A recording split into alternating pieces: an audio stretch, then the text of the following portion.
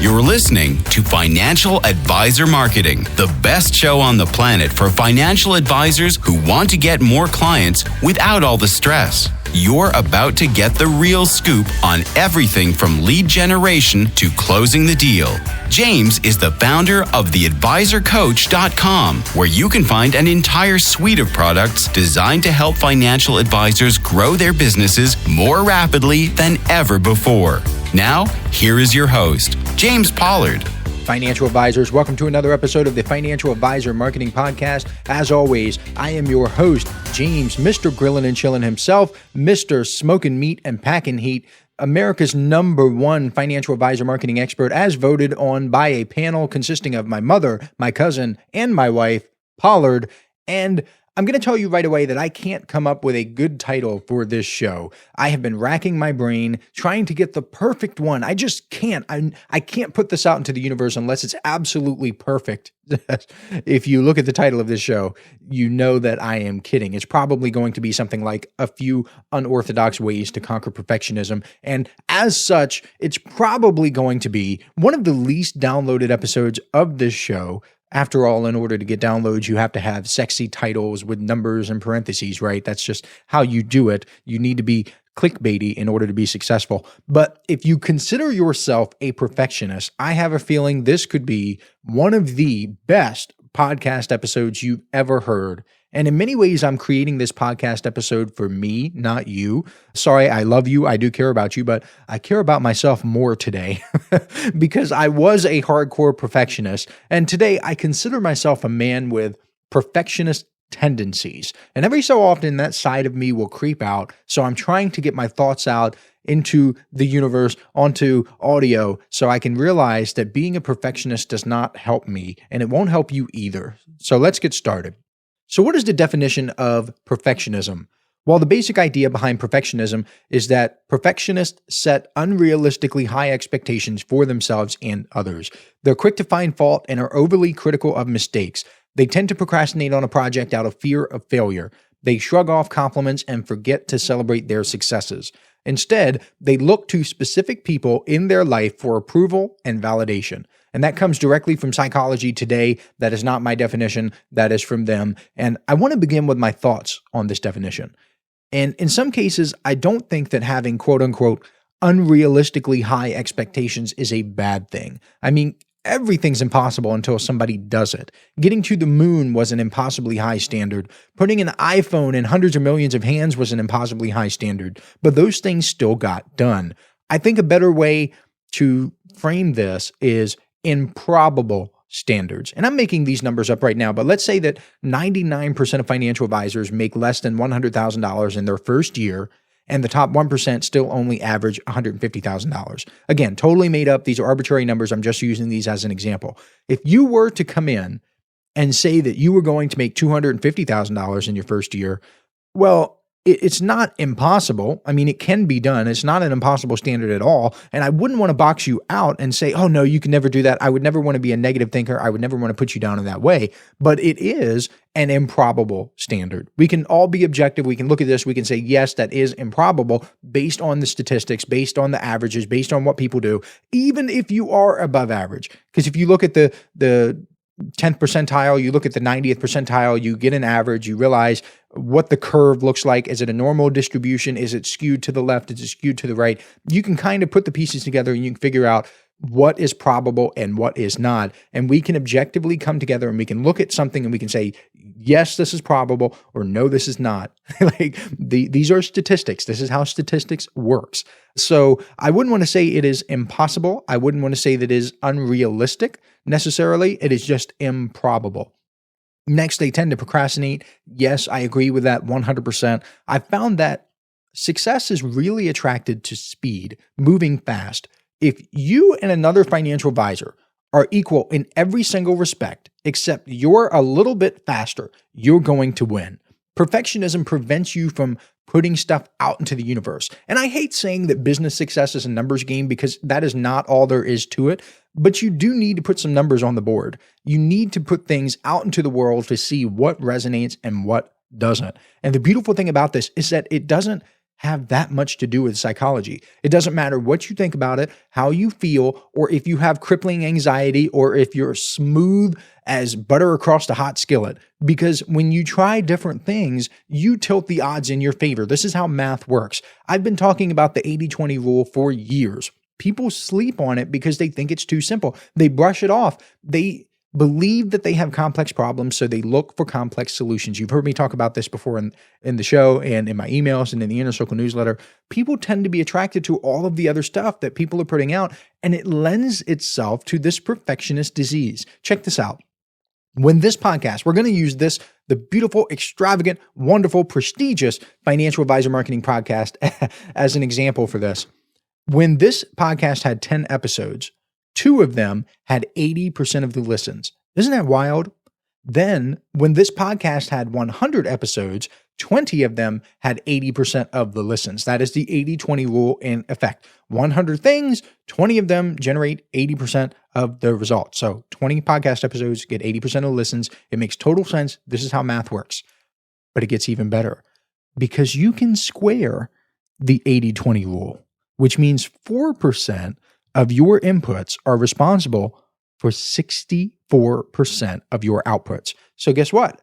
4 episodes, that's right, 4 out of 100 of the Financial Advisor Marketing Podcast episodes were responsible for 64% of the downloads, 64% of the Inner Circle members, 64% of the clicks in the show notes, all the other fancy stats that come with this. But I primarily look at downloads when I get a chance. I think I look at downloads maybe once every 4 or 5 months. So I should get on that. But yeah, 4 episodes, 64% of the downloads. And again, that's math. The cool thing is I can take these 4 episodes, I can turn them into emails.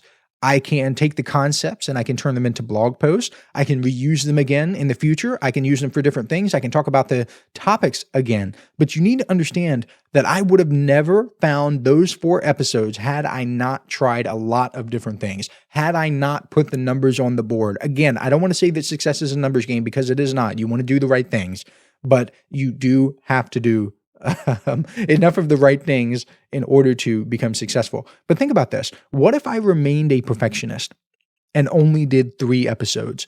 I would have been gambling that my big winner would be in the first 3. The odds would have been against me. I like to have the odds in my favor. See, I don't know about you. I don't know if you like to have the odds in your favor or not. I kind of sort of do. I don't want to go against the odds. I want to tilt the odds in my favor whenever I get a chance. If I'm doing something on social media, I want to make sure that I'm doing the things that are likely to get me results on social media. If I'm doing email marketing, I would like to do the things to get me results with email marketing. I kind of sort of don't like going against the grain. I don't like doing things that make things more improbable than they have to be. And here's one of the big takeaways I want you to get from this show. Many of you are trying to be perfect at the wrong things. This is critical for you to understand. Perfectionism doesn't matter if you're not doing the right things in the first place. Let's say I'm a financial advisor and I want to work with millennials. I get on a plane, I check into a hotel room, I get dressed up, I even wear a bow tie, right? I brush my teeth, I put on cologne, I head down to the hotel lobby for an AARP conference. It would be goofy. Like, why? There are going to be no millennials there. But that's what happens to a lot of you. You redesign your websites without knowing what clients really want from a website. You send out emails without knowing if they're the type of email that you should be sending in the first place. You're active on social media, but the only people engaging with your content are other financial advisors. So you're optimizing for something that does not attract your niche market. And I've used this analogy a lot in the past, but a lot of people ask, how can I dig faster? When they should ask, am I digging in the right place? A lot of business success comes down to, number 1, digging in the right place. This is important. You have to do the right things. Like, yes, you cannot go to an AARP conference if you want to attract millennials. You cannot send a letter about becoming a vegetarian to people who purchased from Omaha Steaks in the past. You cannot try to do a Democrat Party fundraiser to a Republican list. It is just not going to work. You have to dig in the right place. And number 2, you have to dig enough. You have to dig a lot, because even if you're digging in the right place, you will not hit gold if you don't move that shovel. So get moving. Being in the right place is necessary. but it's not sufficient for building a monster business. Let's go back to the example about the vegetarian letter. Let's say that you get a list of vegetarians and you send that letter out.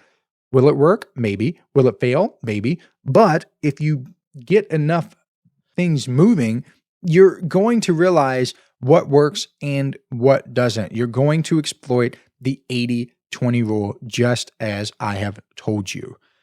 Let's move on. I want to talk about the 3 domains of perfectionism. And this is interesting stuff. So the very first domain is self-oriented perfectionism. This is when you try to make yourself perfect. You hold yourself to unrealistic or improbable, as I've described, standards. Hey, financial advisors. If you'd like even more help building your business, I invite you to subscribe to James's monthly paper and ink newsletter, The James Pollard Inner Circle. When you join today, you'll get more than $1,000 worth of bonuses, including exclusive interviews that aren't available anywhere else. Head on over to theadvisorcoach.com/coaching to learn more. There's also other-oriented perfectionism. That's another domain. That means imposing unrealistic standards of perfection on others. And in my experience, a lot of this comes down to insecurity. Sometimes people will say that they have high standards for others, but what they're really doing is projecting their own inadequacies. This happens a lot. Parents who get their kids involved in a bunch of stuff like drama, the theater club, sports, honor, the honor society, things like that. The parents probably wish that they did those things, so they make sure that their kids go do them. And the classic stereotype for this is the sports dad. This is the dad that always goes extra hard at his kid's little league game. He screams and he yells and he pushes the kids so hard. They practice at home for hours and hours and hours. And yes, practice is a good thing, but you can have too much of a good thing and it turns into a bad thing, if you know what I mean. It's like, relax, dad. Just because you failed at sports doesn't mean you need to take it out on your kid. And that's going to hit some of you pretty hard. I'm not going to apologize for that because it is what it is. But isn't it funny how many of these sports dads were either about to play D1 in college or they were about to go pro, except they had an injury. Isn't that funny? They always seem to have some sort of excuse, almost always an injury, which kept them from doing whatever it is they tell you they were going to do. They may be 100 pounds overweight now. They may not have anything going. They may still suck at sports. They may have always sucked at sports. If you talk to the people who went to high school with them or middle school or elementary school who played t-ball leagues with them, they're like, yeah, he was never that good. But to you, when they're talking to you, boy, you better believe that they were the best thing since sliced bread, but they just, stubbed their toe one day and it crushed all of their dreams, right? I mean, that's how these people work. So I'm going to get some hate mail for that, but hey, bring it on. The third domain is socially prescribed perfectionism, and that involves perceiving unrealistic expectations of perfection from others. Quite frankly, I'm just going to keep it real with you. I can't relate to this, so I can't offer anything here. I've always been the self-oriented perfectionist. I've always tried to hold myself and my businesses to an improbable standard. That's what I'm going to call it. I try to make myself and my businesses perfect because that's what I thought was the right thing to do. That's what I just naturally gravitated towards. So here are some signs you may be a perfectionist. This is going to be like the meat and potatoes of the podcast. All or nothing thinking is the first sign that I have here in my notes. This is so true. Perfectionists won't be satisfied and therefore won't put something out into the marketplace unless it meets their standards. And since almost nothing meets their standards, almost nothing gets put out. You can see why this doesn't go anywhere. I would rather get 70% of the results of something that gets done than 100% of the results of something that does not get done. It seems so obvious when you see this and you're like, oh yeah, I would rather have something, a little bit of something rather than everything of nothing. Like, yeah, of course you would. But people still just sit around and they don't ship the darn thing. They don't put it out into the world. Another sign is that you're highly critical.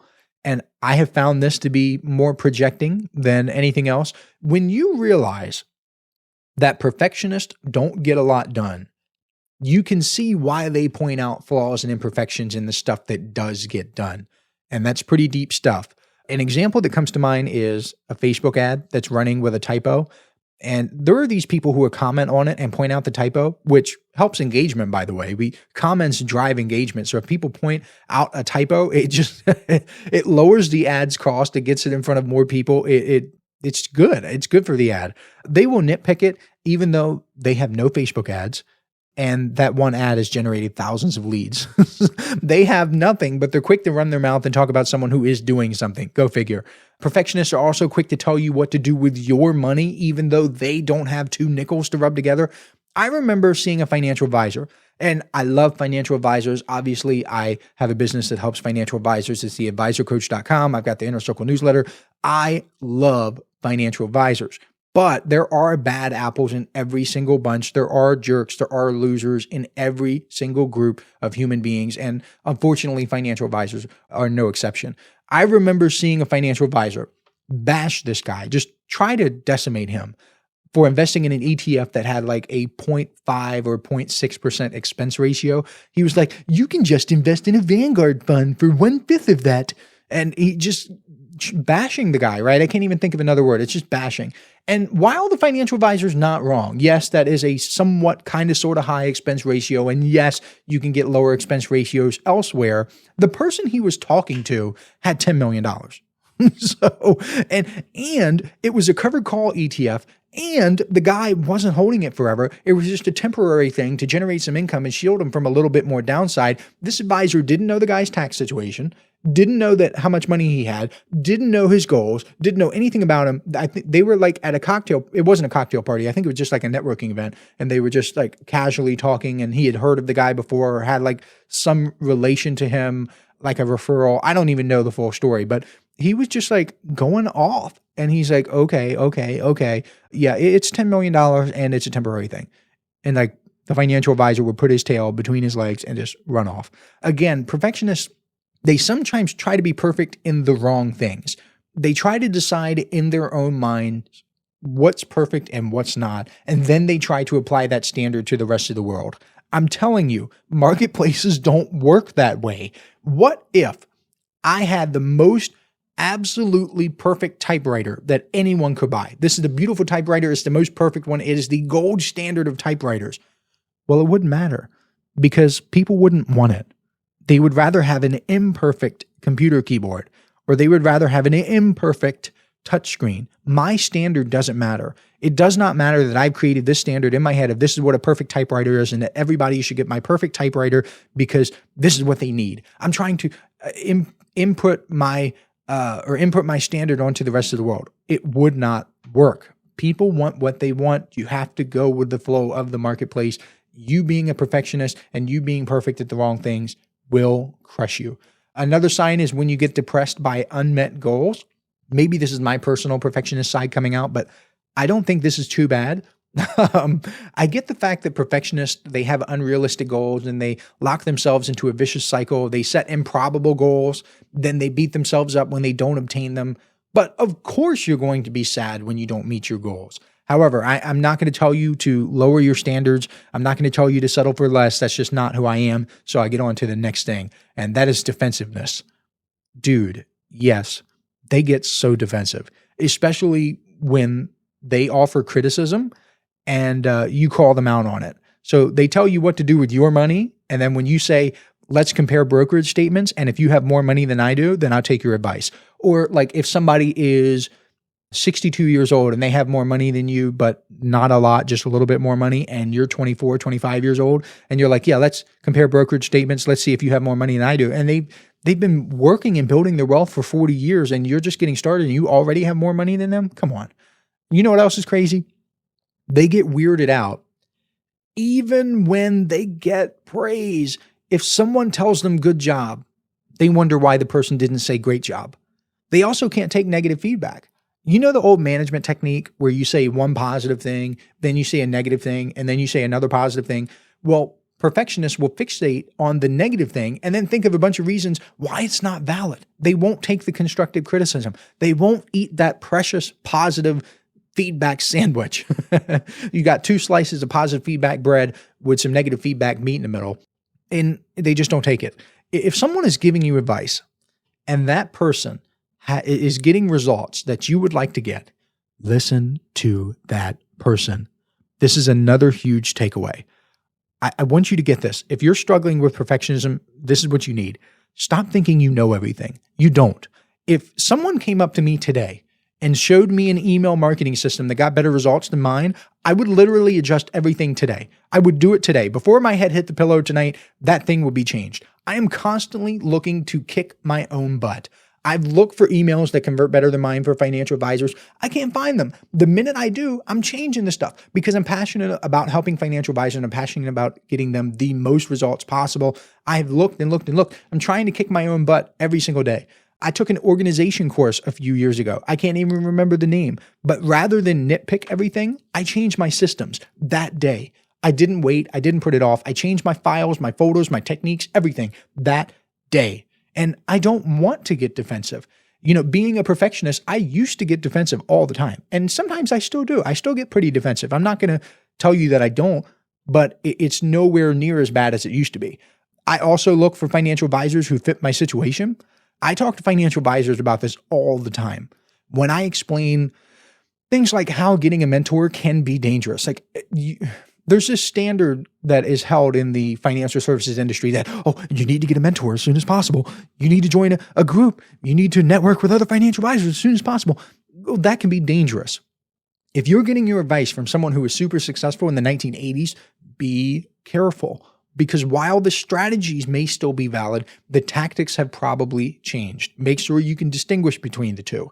If you're getting your advice from an extrovert and you are an introvert, you're probably going to struggle. This isn't rocket science.